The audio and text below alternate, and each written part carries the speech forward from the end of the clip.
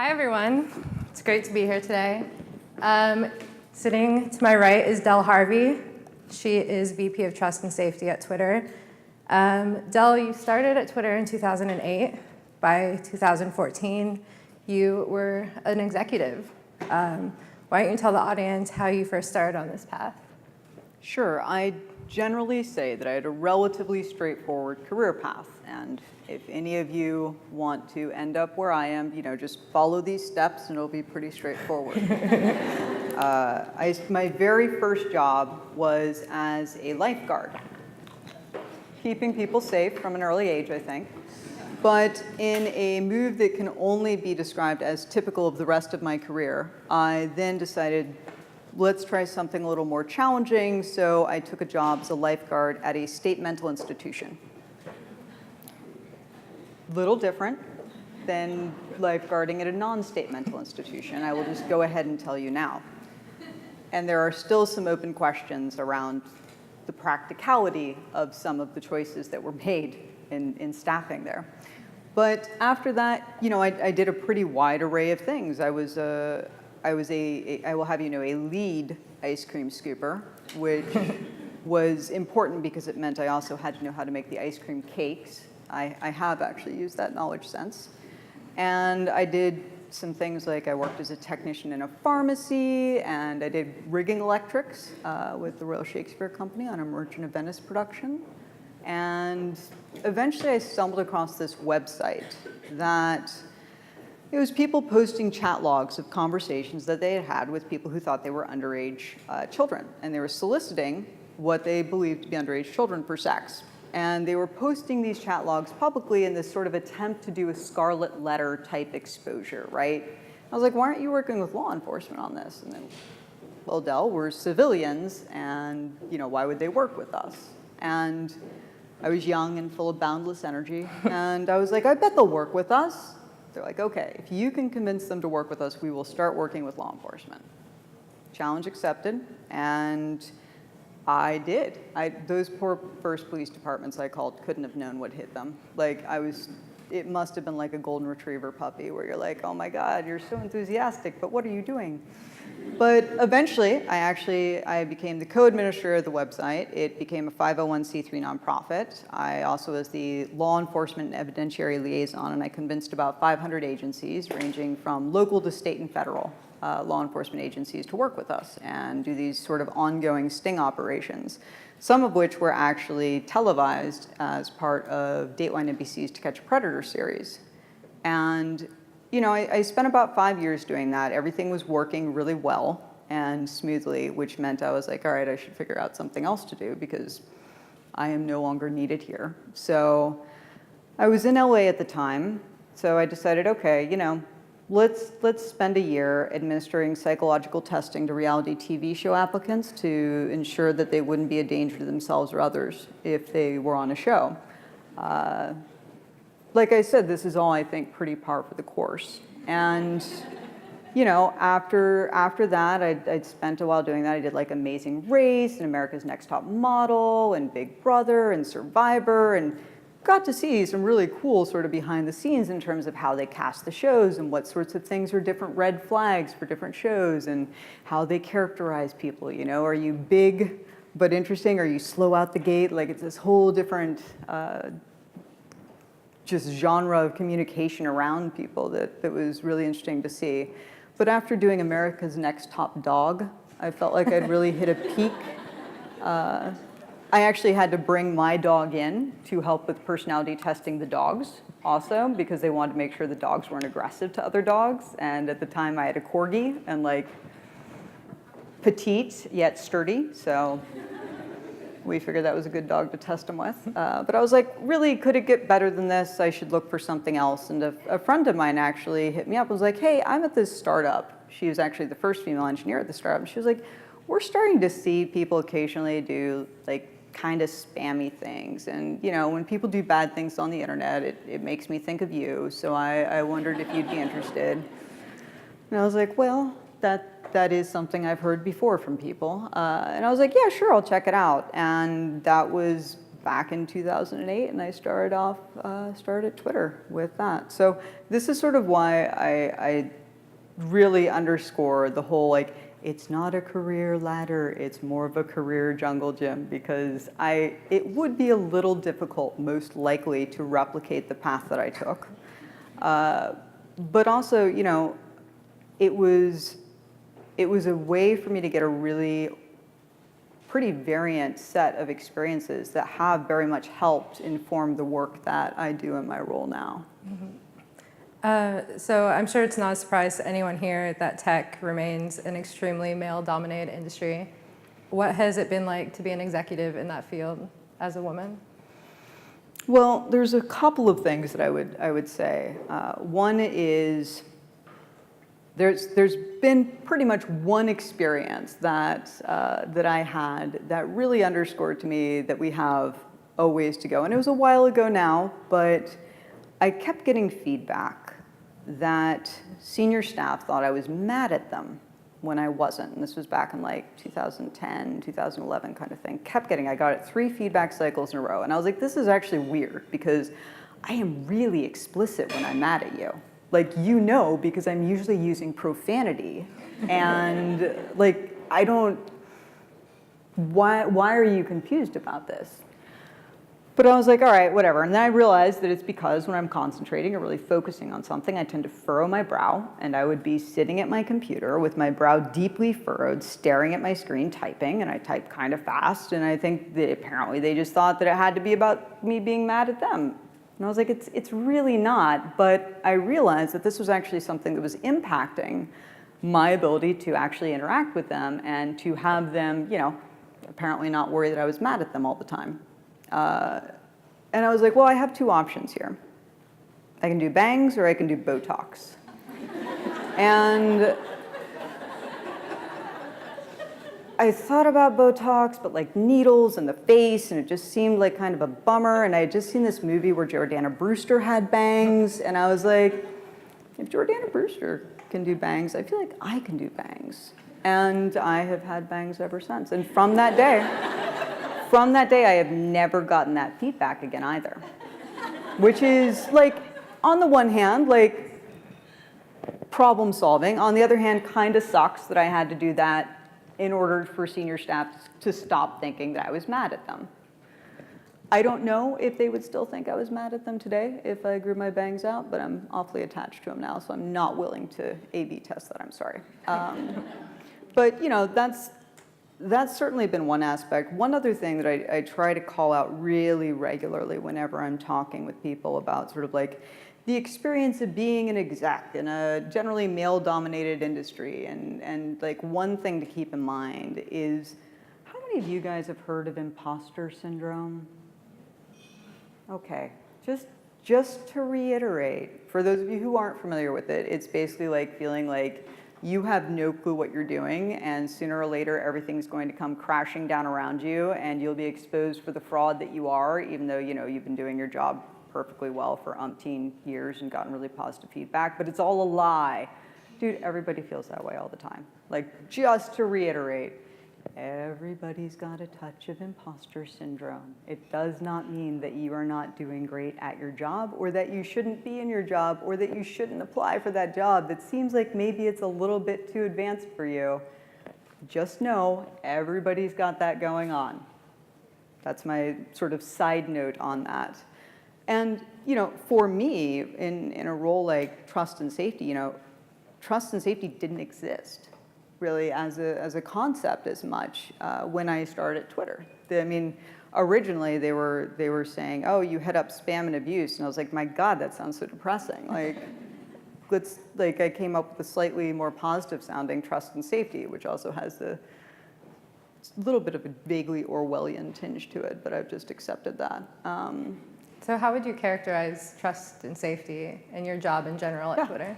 I mean, so if you were to take, I mean, there's actually a ton of different teams that fall under trust and safety. We have a really wide swath of work that falls within that sort of remit. But at a high level, the mandate is really around ensuring user trust, protecting user rights. And that's everything from advertiser policies, to how we handle government requests to remove content, to law enforcement requests for user information, to safety, harassment, abuse, terrorism, copyright, trademark.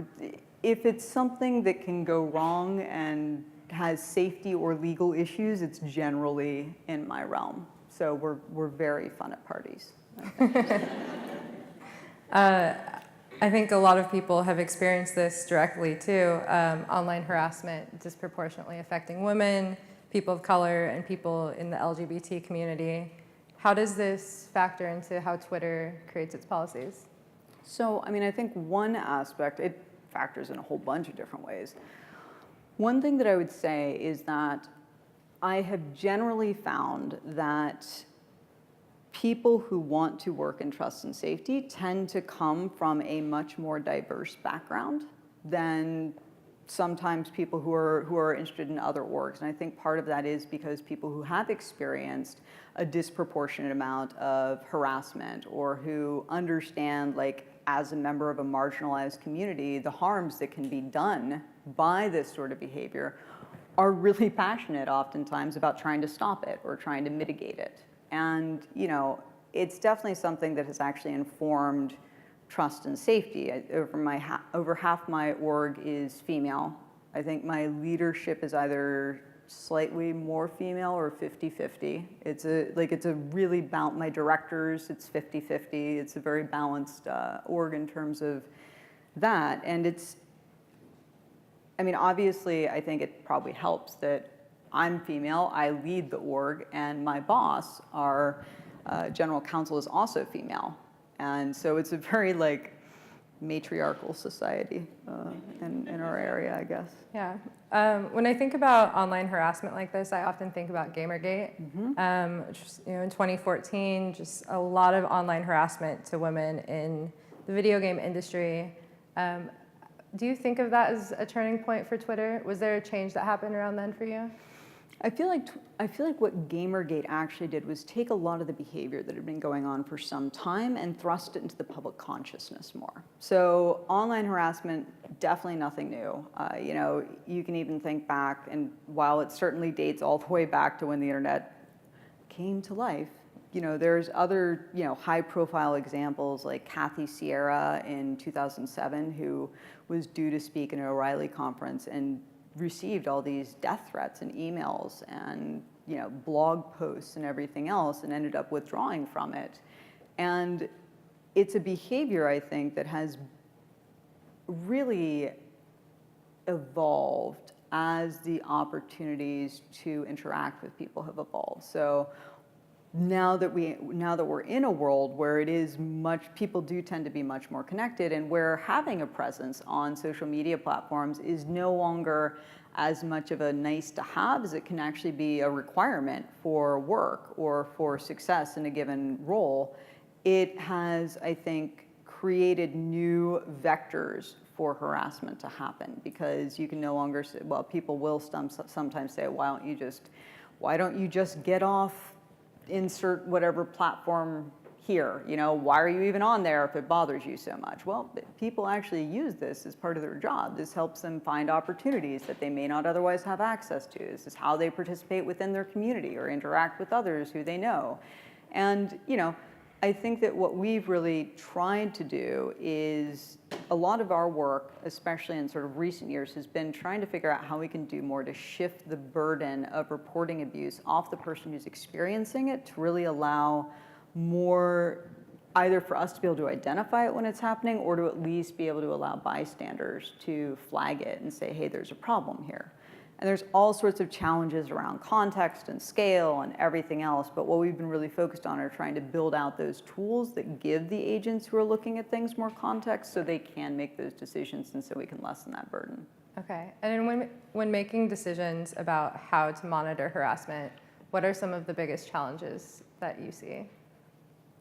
There's so many. Context is very difficult. You don't necessarily know people's relationships. I've given the example before, and all of these are real things we see, where somebody says, hey, bitch, to somebody else. And sometimes it's somebody who's actually trying to harass someone. Sometimes it's somebody who's like, you're my best friend, I haven't seen you in a while, hey bitch, what's up? And we also have an active community that role plays as dogs, and they may just be greeting a friend from that community. And we do, in fact, have all of those. So, it's what we've had to do, and this is, we can't look at content oftentimes to make decisions, right? Because even another example I've given is, if you think about a picture of flowers, right? If somebody sends you just a picture of flowers sitting on a porch, you're not going to look at that and necessarily be like, this is harassment. But if you know that that's your back porch and you don't know who this person is who sent you this picture, like, that's super not chill, right? But if you're just looking at the picture of flowers, like, hey, no big deal. Who's going to think anything of that? Which is why we really try to look at, all the different behavioral signals. Have these accounts ever interacted before? Does the account who got reported have a confirmed email address or a confirmed phone number? Have they been blocked? Have they been muted? Have other people reported them? If they send @replies to someone, is the person just blocking them in response to it? Like, all of those are signals that can add up and help us get a more holistic picture of how these interactions are happening, how to know whether they're sort of consensual or not. And one of the other things that I tend to call out, because people will be like, well, why can't you just say that any use of X word is abusive? Well, there's actually a huge part of language used in marginalized communities where marginalized communities will actually reclaim certain terms and phrases and use it within that community. Like the word dyke, right? Like, sure, if someone's using it and they're using it in an abusive way, that's really bad, but dykes on bikes, like, they have an active Twitter presence. If we were like, sorry, you can't use the word dyke, period, like, pretty sure they would be irritable. And I know some of those guys, and so I'm not trying to make them mad at me. So, it's a lot of this stuff is really around trying to have as much context as we can and trying to actually build out our understanding of cultural context too. So we've actually implemented cultural context training for anybody who reviews content to make sure that if there are specific terms or phrases that have a different meaning in a given country or in a given language and have a more loaded meaning or are less significant, that we are at least aware of that, and that we try to make sure that in our policies we have sort of protections wherever we can. Okay, and some of Twitter's most recent news came out yesterday that they'll no longer be including blocked accounts in people's follower accounts.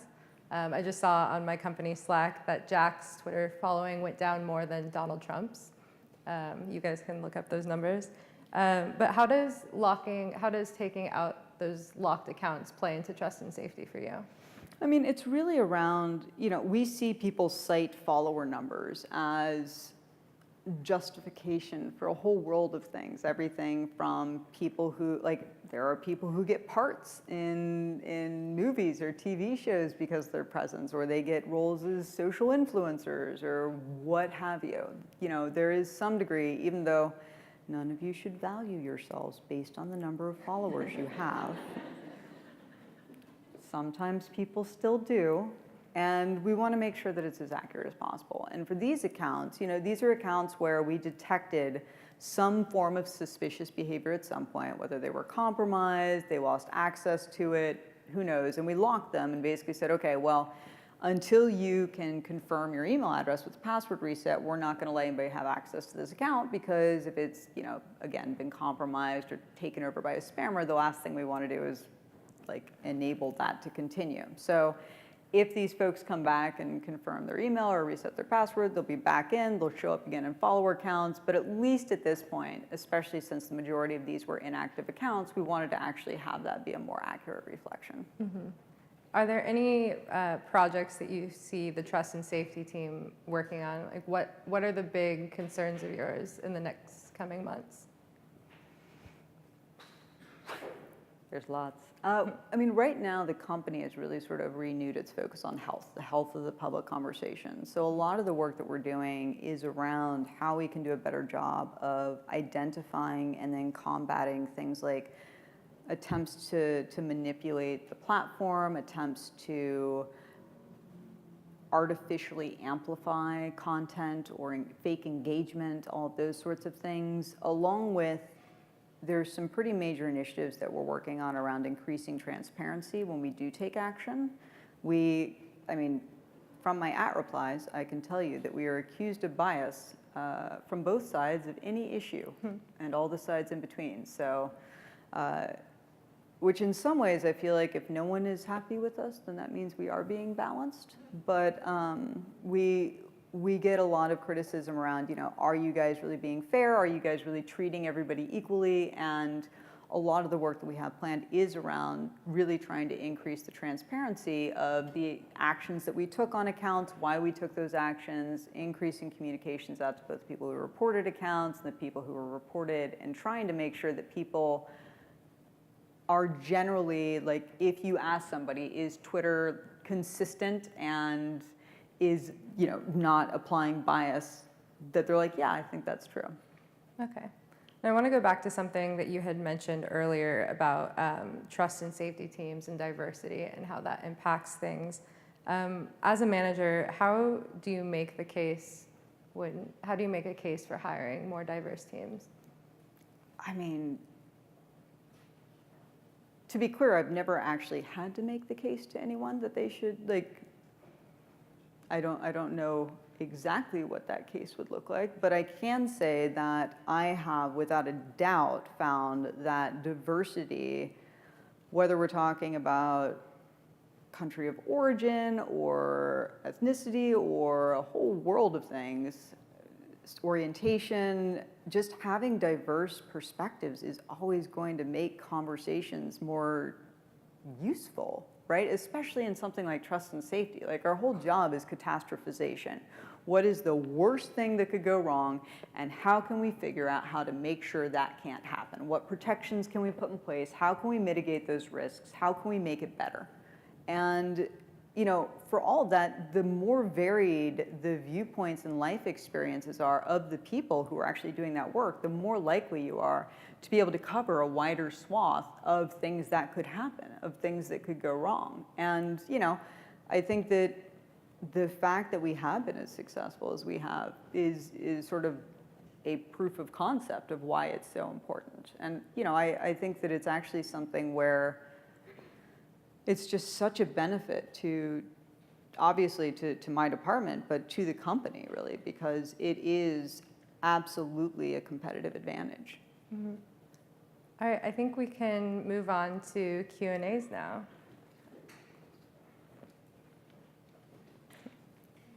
Do we have microphones? They are roving. Oh, we have someone up here in the front.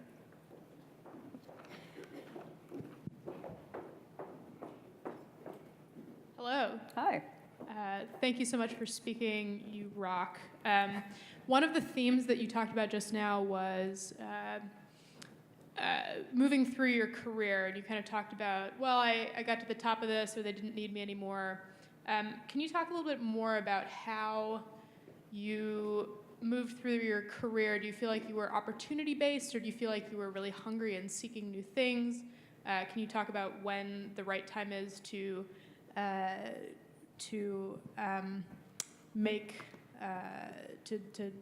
double down on what you're doing versus finding inspiration at a new place? So for me, at least, and you should answer this too if you have any good answers on it. For me, at least, I generally would look to change what I was doing when I felt like I had learned all that I could from the role, and when everything was going really smoothly. So apparently I'll be at Twitter for forever, because it will never get to that point. But, you know, it has always been super, super important to me to both find that I'm learning in a role, that I'm having sort of new experiences, or that I'm, you know, dealing with new issues or new challenges. That's something that I just am personally motivated by.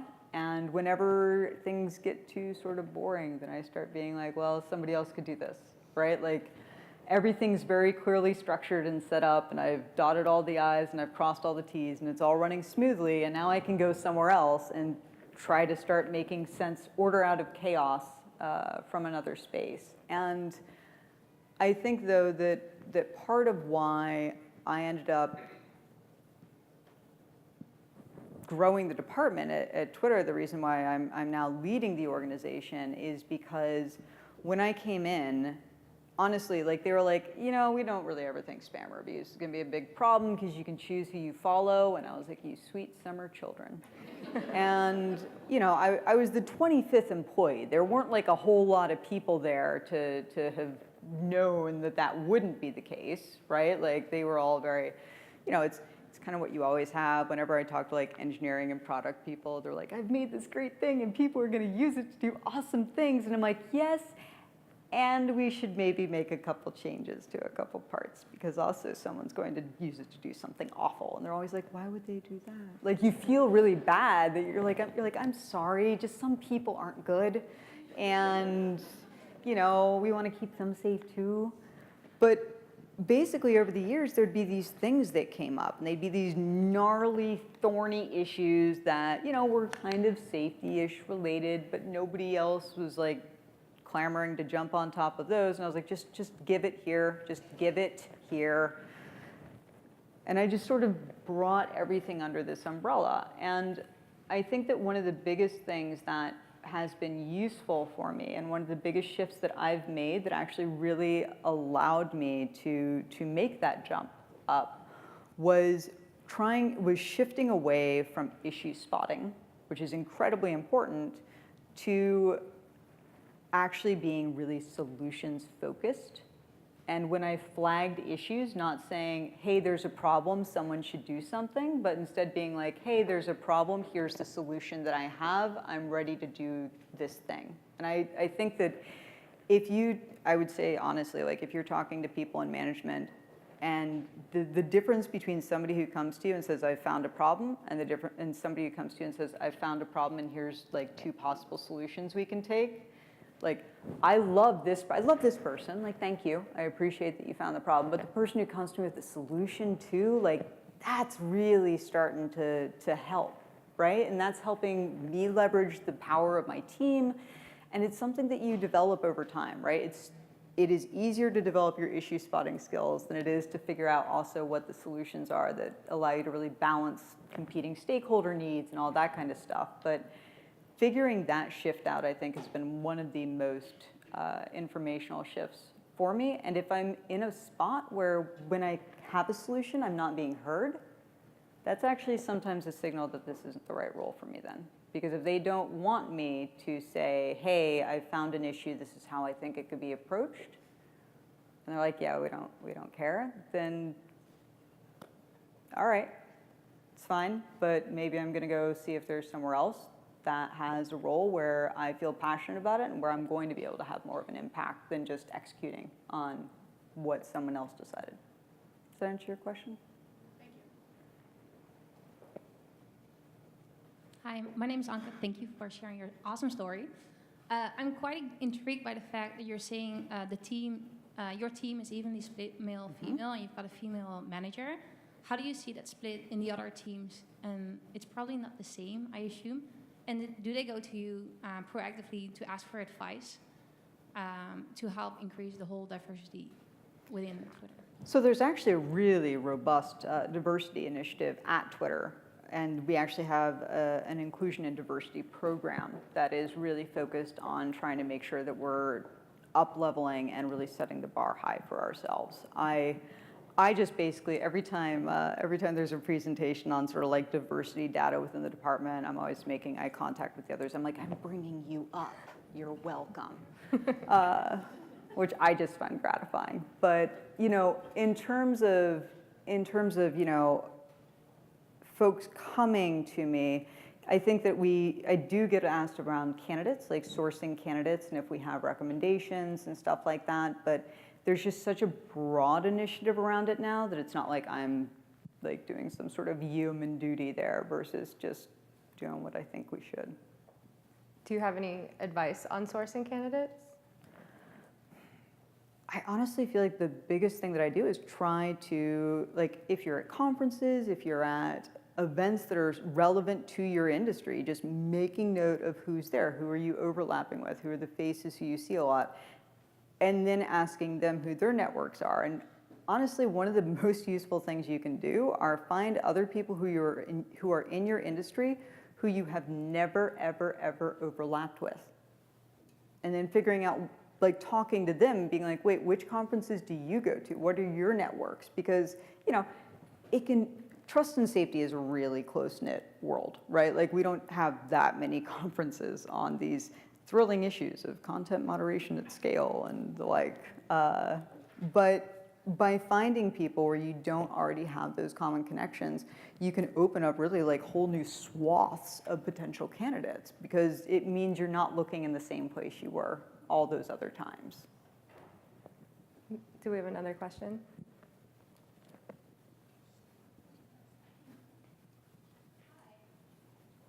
Hi, my question. There you go.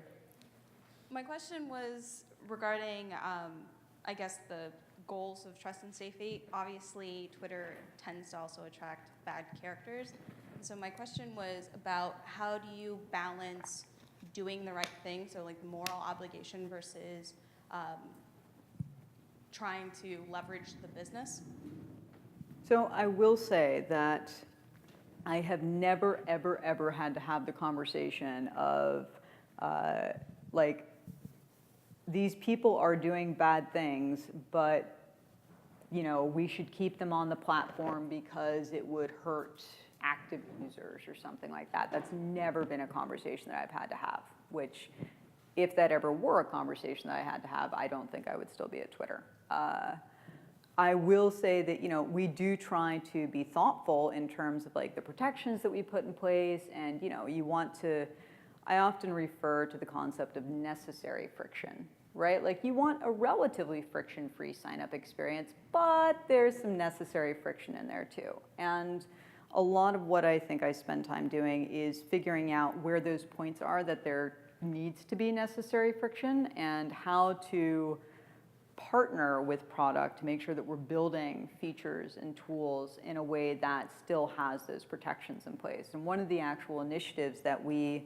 rolled out at Twitter, probably back in like 2012 or so, is a team called Product Trust that's within Trust and Safety. And we basically assigned every PM at the company a representative from within Trust and Safety who works with them from when they first start even conceptualizing a new product or feature or system or whatever. And the whole goal of that is to make sure that we don't get to this space where they're about to launch something, we're like, oh, so hey, put on the brakes, guys. Like, we don't want the first time that we hear about something they're working on to be when they're about to launch it. And by being involved from the beginning, we can make sure that it's a very different sort of calculus for them, right? Because we're able to say, yes, love what you're trying to achieve with this.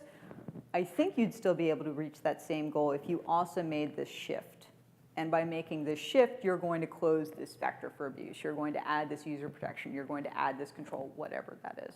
Does that answer your question? Yeah, thank you. Someone up front, if a mic could make its way. Yeah, thank you so much for being here. It's been wonderful to hear your background and everything. My question is, I have a startup. We're doing a consumer product, and there's probably a lot of things that I could get from your experience, and was wondering if at some point I could reach out to you and ask those questions. So we're doing a device that turns your smartphone into immersive smart binoculars. So I'm sure you could think of lots of things that could go wrong with that, and I haven't thought of. So Yeah, happy to. okay, great. My name's Mary Schulenberger, so thank you very much. And I will just say that in general, trust and safety people across the industry are often really, really happy to help out on this sort of thing. Trust and safety, you know, even if companies are normally perceived as competitors, trust and safety isn't a zero-sum game. And it's not like if somebody's a little safer here than they are there, you just want people to be safe. And there's actually a ton of cross-industry collaboration and a lot of opportunities for startups and smaller companies to have those conversations and get that input. So you should generally feel pretty confident that people will want to help. Del, I would be interested in hearing, outside of Twitter, are there any major trust and safety issues that people in the industry are talking about? I know you had mentioned earlier some of the, we talked about the bots, and of course, like Russian influence is on everyone's minds. Yeah, I think there's a handful of different issues that are sort of top of mind for folks. I think terrorism is something that people obviously talk a lot about.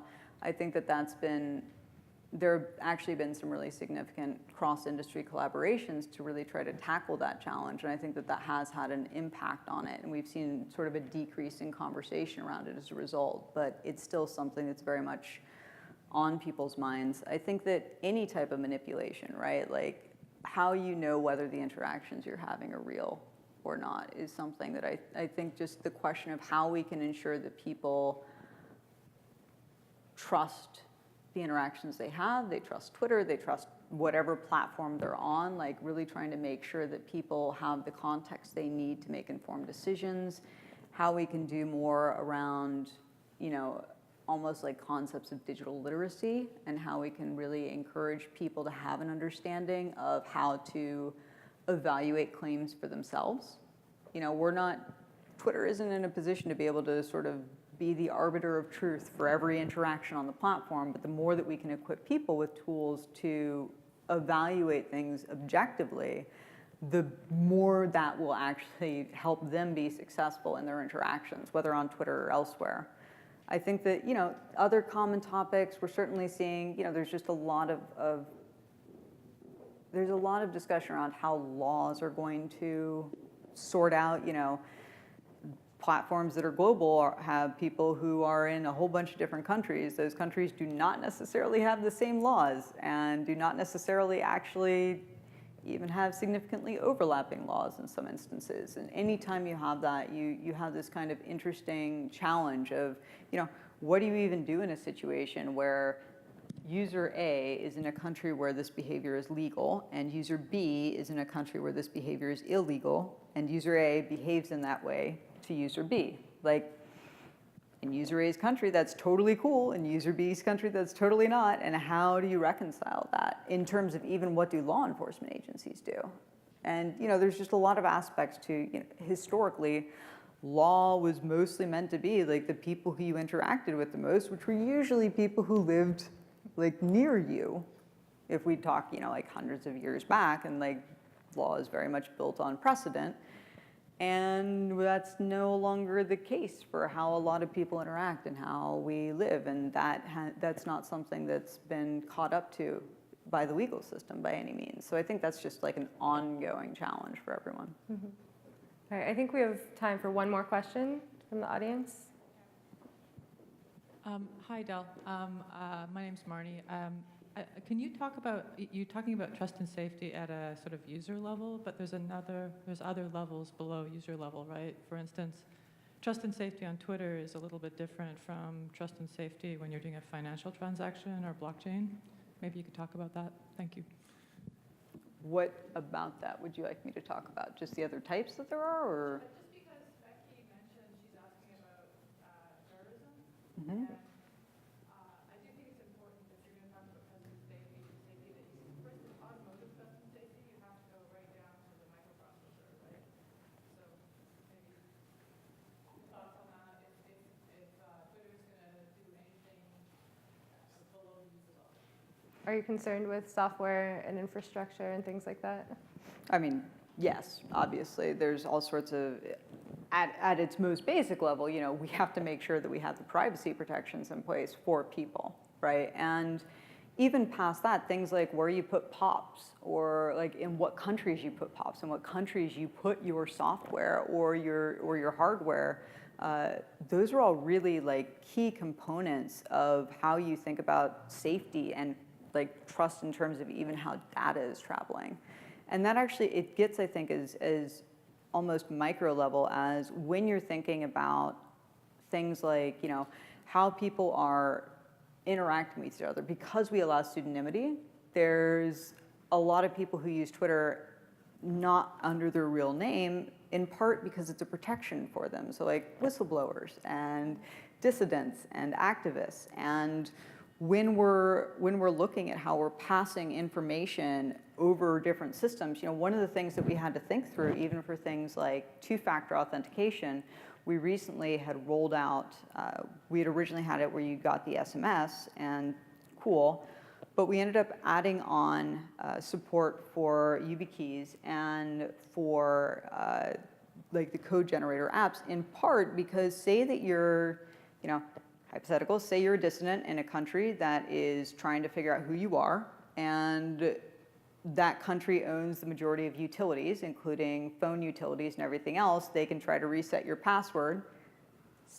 or, you know, try to log into your account. If you get an SMS prompting you with your two-factor code and they're monitoring their networks to determine who got text messages at that moment, it's trying to do process of eliminate, like, these are real risks that exist, and really having that key understanding of all of the different pieces that can go wrong, all of the different ways information can leak, all of the different ways that people can draw conclusions from tiny, seemingly insignificant amounts of data is really important. That's why, for example, we actually strip all EXIF data out of images that are uploaded to Twitter, because when you take a picture with your phone, there's a ton of information encoded in that image. Things like the latitude and longitude of where it was, of where the picture was taken. Things like the exact camera that took the picture, and all of this stuff can actually be used to figure out where someone is. And it's just, I think that, you know, really, you can't go too micro when you're thinking about safety. It really does have to be down to the smallest building blocks that you can have, because if you have a weak foundation, you're not going to be able to build anything successfully. All right, I think we should probably wrap up. We're out of time. Thank you, Del. This has Thank been you. really Thank you all. illuminating.